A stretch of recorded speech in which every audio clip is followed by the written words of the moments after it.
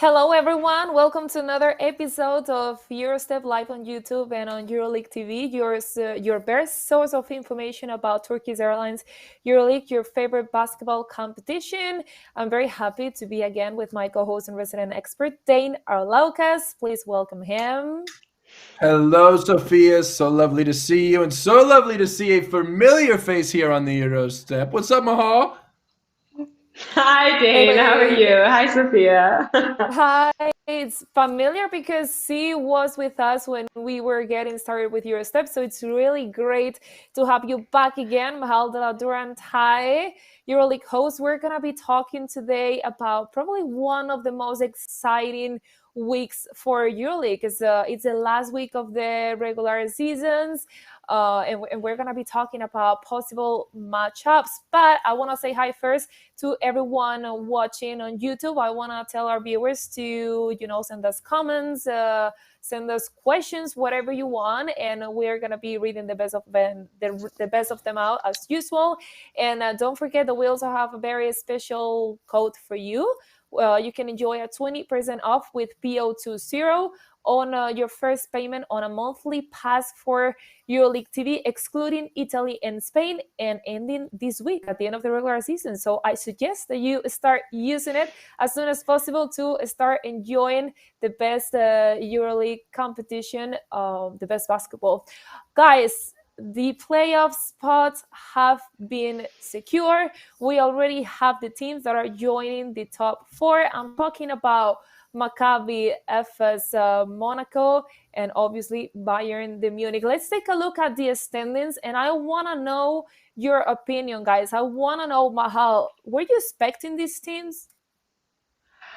Absolutely. Well, I was expecting Barca and Madrid to be at the top, and I'm going to go as bold as to say that I expect them as well as Olympia Milano to be in the final four. But what I didn't expect was Maccabi and Bayern to just squeeze in there. Maccabi, because in a 34-game season, they did a very dramatic 5-game winning streak and 8-game losing streak. They've compensated now and beat some of the top teams like Milan and Madrid, and just won their last 4 games. So it'll be interesting to see who else comes forth with Scotty Wilkins and James Nunnally. Dane, what do you think?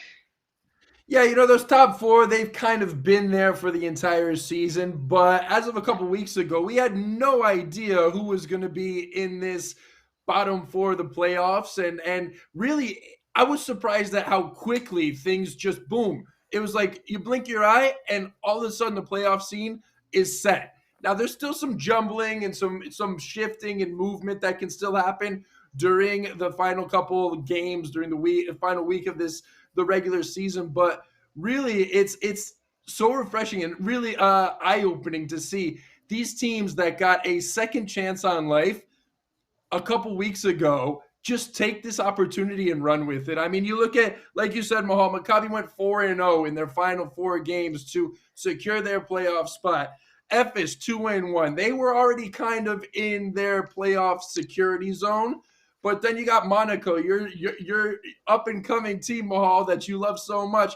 They went 3-0 in this must-win scenario where these teams are playing the best basketball. Bayern, they kind of backed into the playoffs a little bit, but they just needed that one win against Crvena Zvezda, and they did it against a very tough team that was looking for the same thing that they were. So this is going to be an interesting progression into the playoffs. It's a shame for teams like Baskonia, teams like Crvena Zvezda. Baskonia was playing incredible. Crvena, maybe they kind of imploded. We all kind of wanted to see maybe if they would have had a chance to go to the Final Four. But I think that the teams who are in the playoffs are the ones who deserve to be in the playoffs. And we're going to talk about Monaco because there's big things popping in the Principality right now. Monaco making history by reaching the first playoffs in their first year in the EuroLeague. Sophia, how incredible are the boys, Mike James and the guys down there in the Principality of Monaco? Well, I think it's great that finally it's also the first time in history. It's not their first time in their history that they get.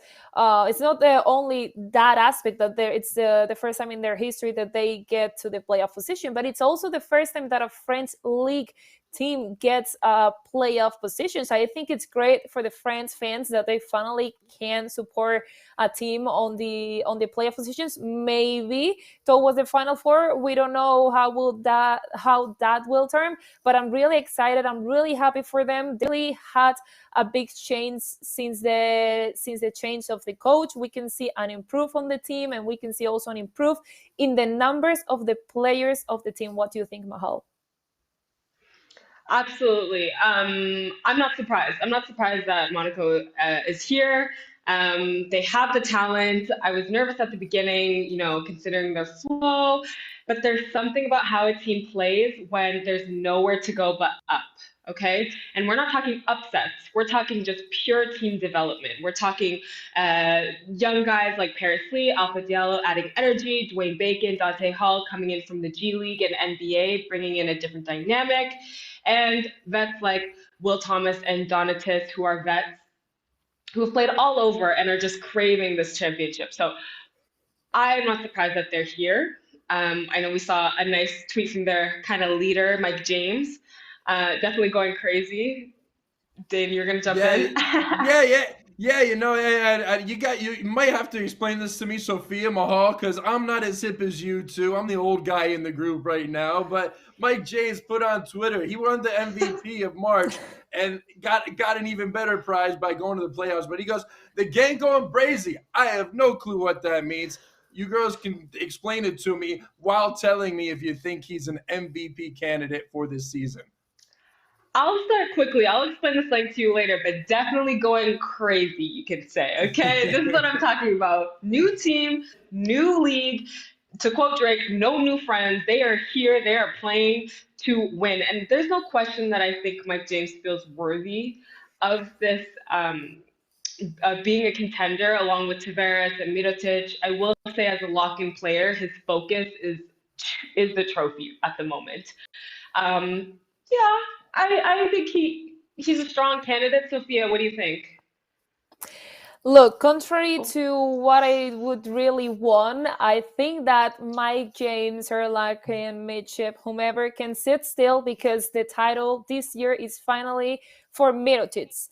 Last year he didn't get it, and this year I think it's there is no question, there is no doubt that he's getting it. Again, contrary to what I want, because I'm not a big fan of Barcelona, but I have to say, looking at how he played, looking at him, just as just like talking about sports, I think he did great. He really deserves it, and definitely moving towards that towards that title.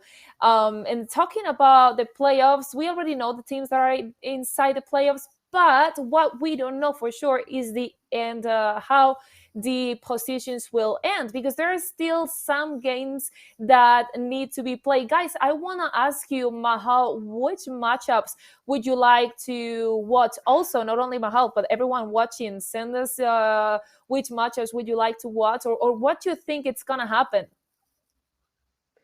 Definitely. I mean, I don't know if I can confidently have a guess on a matchup, but I know I'm 100% watching whoever's playing Monaco. So, they'll probably be playing, in my guess, they'll probably be playing Olympiacos, who's ranked second right now. And in that matchup in November, Olympiacos won. But last month, Monaco won. And I think really that's where all the excitement is going to be, considering that this is their first year here, and who doesn't want to see them win? And I'm also excited to see Barca play with Alex Abrines and to watch some of the smart basketball that they're going to be playing. This pressure is not new to them. They've developed very nicely as a team, and I feel bad for anyone that has to play them. Like that center, that side that they have going on over there, I'm not sure. What do you think about matchups, Dave? Well, you look at the top 8 teams, and only Olympiacos has finished off their regular season. But that doesn't mean that they're stuck in second. They can still move down depending on what Milano do, what Real Madrid do. So we have no idea who is going to be where coming into the playoffs. But I will say one thing, and I might get in trouble with this here in my home city of Madrid, and hopefully none of the guys from Madrid or Pablo Lasso are watching this, but Madrid is a team right now that those bottom 4 teams are looking to play. They're wounded right now. They've been slumping. 7 of their last 9 games have resulted in losses, and that's a team that right now, if you're on the up, like a Maccabi, like a Ephes, like a Monaco, you're saying, let me get a shot at these big boys. I'm feeling confident about myself right now. So this is something that's we got to take a watch. I don't want to be any of the 4 teams at the top facing Ephes, because those guys are proven champions. They're starting to play the best basketball of the year right at the right time. Misic and Larkin are 2 MVP candidates day in and day out, year in and year out. So these guys are true definition of champions and a very tough out in the playoffs. Now, you asked me who I want to see in the first round of the playoffs.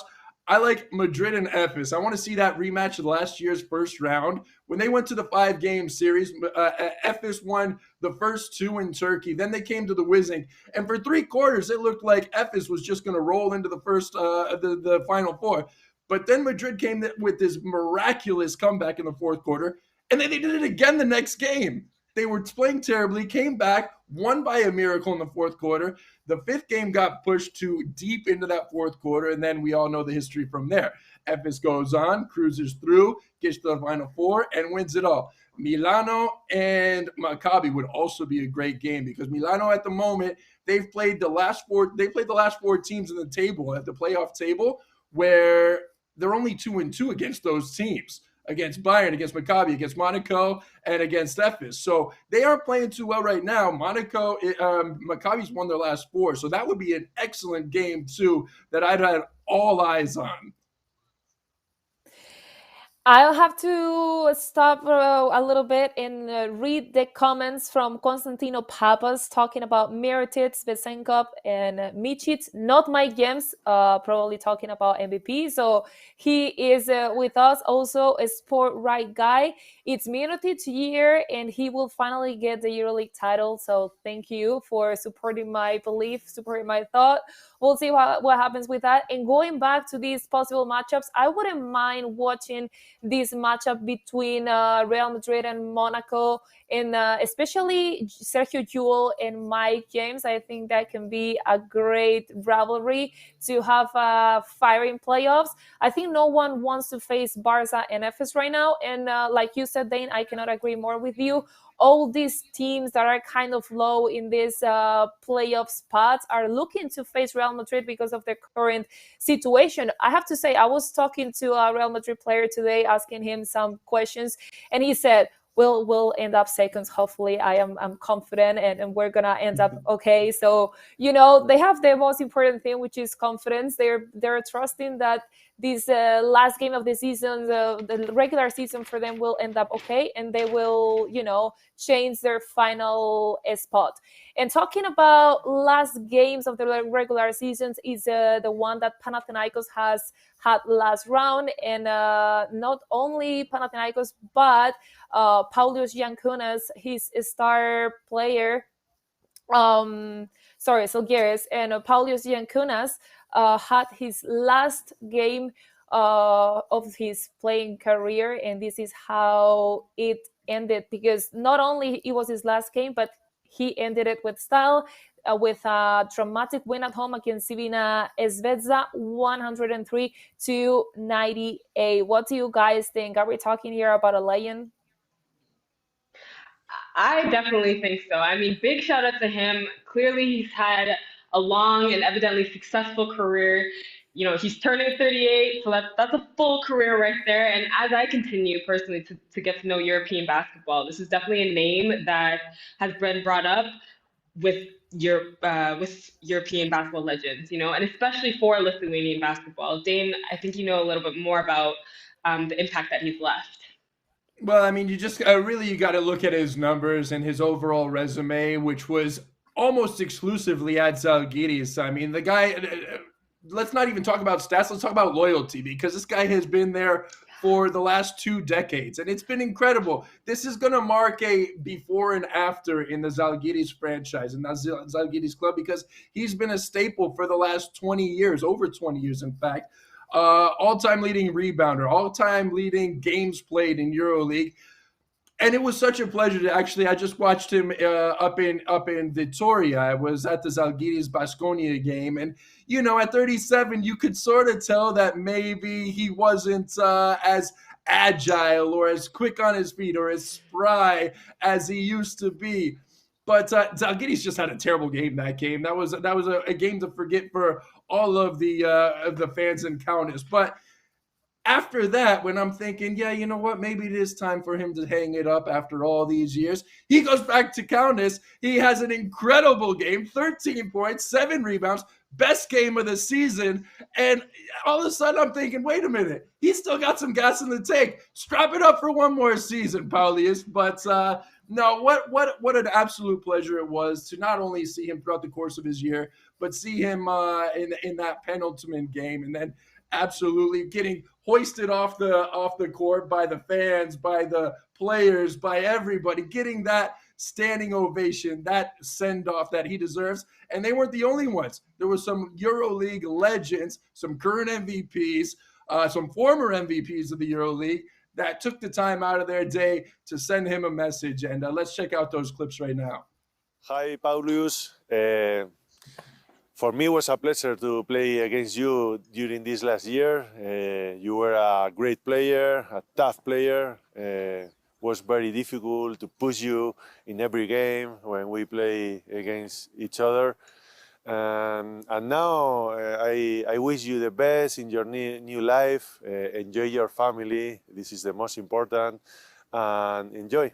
I wish you the best. Take care. Paulius Jankunas, legend.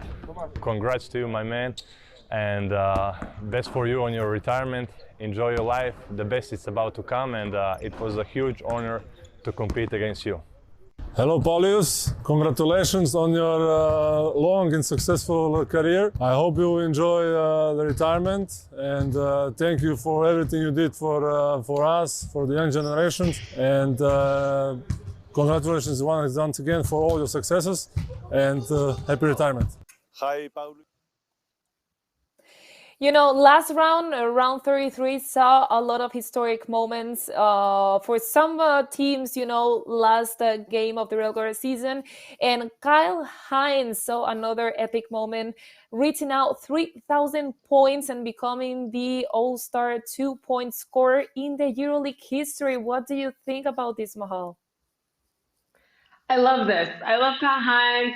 I love this for him. This is well-deserved. And most of all, what I love is when players who are mentors and have such a big impact on the game, on the league, on its athletes, can stay healthy long enough to reach this milestone. And this is not his only accomplishment of the year. He's also now our all-time leading leader for offensive boards. So congratulations to him. I think there's no better example for what it means to lead your heart out on the court. And here is the best team that you could have had in round 33. I know, Dan, you're going to like this. Oh, yeah, this is always my segment. I love these guys. I love getting into the fantasy challenge. And Augustin Rubit, one of the steals of the week, of the round. He had a big game against Bayern Munich. I'm just going to go to my stats here. Rubit, 22 points, 25 PIR, just a shade over 10 credits, which is always a treat when you can get a guy like that for that sort of price.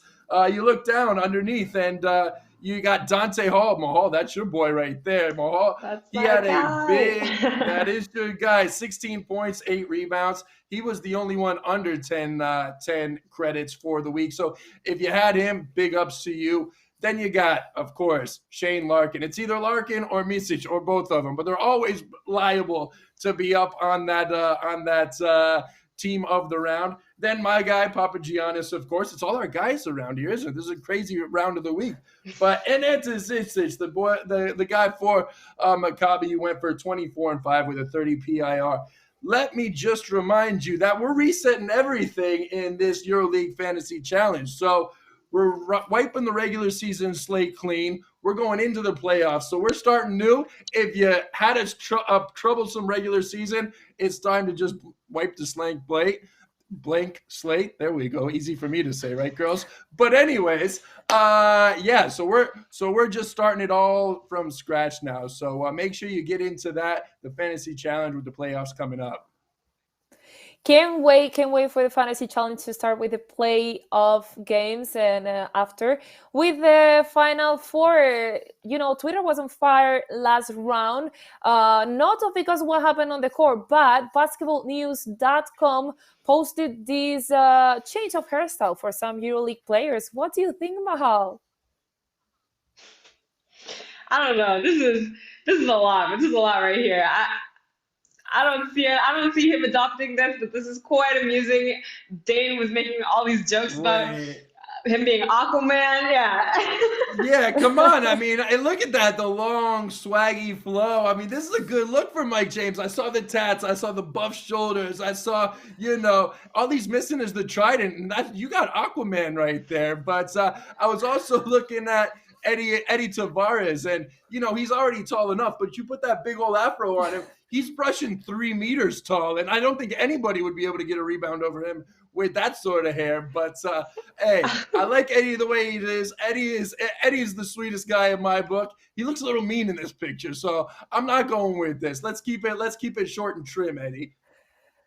I have to say that I was very surprised by Roku Baide's change of hairstyle. Definitely not suiting him, so I hope that he keeps his current style because suits him better than this one. It's actually really funny. I don't know who he looks like. Probably like a famous Spanish singer, David Bisbal. I'll show you guys later the photo. But now, guys, let's move on to the last week of the game for the regular season for us, which this week is Sevilla, Zvezda, and Anadolu Efes. Let's watch the Pro Bowl. The Serbian capital, Belgrade, the setting. Crvena Zvezda MTS Belgrade hosts Anadolu Efes Istanbul.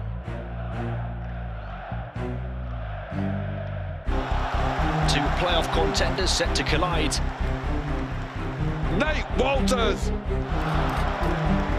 Magical dribble move from Shane Larkin. Right down to the wire.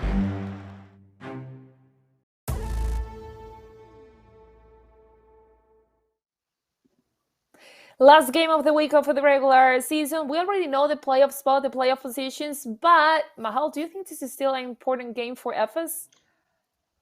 Absolutely. Absolutely. This game is setting the tone. There's a saying in basketball that I was telling you guys earlier, 0-0.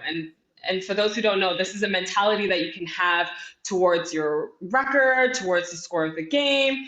It's this idea that no matter what, it's 0-0. You're always building, always focused. And I know that Coach Ataman thinks of each game this way. However, and I'll tie it all together, I don't know if it's the way that their season is set up, but Efes is a team in which they started with these winning and losing streaks. It's almost as if the last game affects their next game. And so that's why this game is super important. It's the energy that they're going to go into this next game with. So, right now, 5th place. If they win, they probably stay there and play a similarly ranked team. If they lose, they go down, maybe, and play the 3rd ranked team, which is much harder. That could be Madrid. That's a close call. So all that to say, this game is very important. Now, they're not in the top 8. They're not facing a top 8 contender. So I don't know how important this actually is for them. What do you think? Yeah. You talk about Efes and you talk about a team that's pulling everything together right at the right time. It's a scary team for all the other top 4 teams. Nobody wants to see them in their first round matchup. But for Efes, I don't think it's really they're looking at the standings or where they want to be seated or this or that.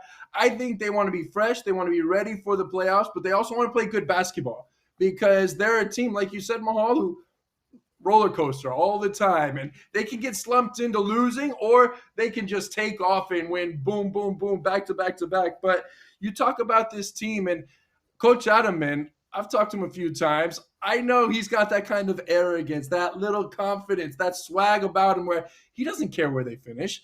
They can play against Barcelona. They can play against Madrid. They'll play anybody anywhere, and they'll think they'll beat you. They'll come in with their shoulders big and broad thinking, hey, we're the best team on the court right now. And that's how they should, because they've got one of the best backcourt in basketball, without a doubt, between Misic with Larkin, and they've got the whole kind of team flowing at the moment. So this is a big game for them, obviously, because they want to keep the rhythm going. But for Crvena Zvezda, the disappointment of losing 4 in a row, or 3 in a row, I think it was, since they got that rebirth, that opportunity to make the playoffs, and they sort of imploded. They tanked. You got to call a spade a spade. So to be in front of their home fans, those Red Star fans, they're always going to show up, and the Red Star team is going to show up for their fans. So this will be one last chance to bid the fans adieu against the reigning champions of the EuroLeague. And girls, we're going to see Napoleon's predictions, but Sofia, I want yours first. We'll kick it over to Mahal then, and then we're going to go to Napoleon. Well, guys, you have been talking a lot about Efes, and you know that one of my favorite players this season has been Shane Larkin for obvious reasons. Obviously, I think he's going to perform great, and he's going to, take the leads in the team like he normally does. But you haven't talked about Crvena Zvezda. It's their last game on the regular season. They're playing at home. They couldn't make it to the playoff spots, and definitely not to the Final Four. So I think they're going to give it all to end up the season well. And also, let's not forget, Efes has tough games ahead in the playoff spot. So they need the players rested. They need fresh players. So maybe we can see some rotations. We can see some changes that allow Crvena Zvezda to take the lead. And that's why I'm going to go with the Serbs, with Serbians. What do you think, Mahal? I mean, I'm going to have to disagree. I mean, on that point of rotation, they have a deep team. So I'm going to call it as FS is getting this, especially considering they have 2 candidates for top scorer, for MVP. They have this, whether they rest those players or not. Dane, what do you think? Yeah, I think this might be the first time I'm actually going to agree with the guest here on the EuroStep, but I'm going with you, Mahal. Sorry, Sofia. And I'm going to keep it short and sweet, but we'll let Napoleon, who picked Olympiacos last year to make it 2 straight. And I know KN803 was all happy about Olympiacos, the pick from Napoleon, because he's asking us, what do we think about Olympiacos? I think that's pretty clear. We've been converted fans of Olympiacos. We believe in them. But let's see if we believe in what Napoleon's going to think for this week's game of the week. Let's play the video. What's going on, everybody? We are back with Naps, and he is on a streak of 2 in a row. He's going for 3 in a row. This week we've got Crvena Zvezda, Anadolu Efes in this week's game of the round. So let's see who he's picking. We're working with a short crew here. We usually have 3 people on this job. Stay here, Napoleon. Don't move. There we go. We got Anadolu. We got Crvena Zvezda. We're going here. This week's snacks are little pieces of chicken. Who's he going for, the Turks or the Serbs? Come on, Naps. Oh, he's going with the Serbs at home over the playoff qualified Anadolu Efes. Let's see if he can make it 3 wins in a row. Well, Napoleon's with me. Last week he got it right with Olympiacos. You also got it right, Dana. I got it wrong with Barcelona, but I have to say I'm happy because of that. I'm really happy that I got it wrong. I won't lie to you. So we'll see what happens with this game next week. Everyone that wants to follow this game, they can do it live on YouTube with the watch along Anthony Goods and a very special guest at 7:50 Central is time on Friday, April 8th. So everyone can watch it through there. Guys, thank you so much. We don't have time for more. Dane, Mahal, thank you so much for joining us again today, sharing that knowledge, your opinions about what's going to happen. Let's say on the most important part of the season, because the season is finishing, but I think it's just getting started. The emotion is just getting started, and we're definitely going to be back next Tuesday to keep talking about all the news and all the playoff spots and everything that is happening on these last weeks of EuroLeague. Again, we're going to be back at 5:30 Central Time next Tuesday. And I'm gonna remind real quick again to everyone that is watching that they can use the promo code PO20 to get a 20% off on your first payment on a monthly pass for EuroLeague TV.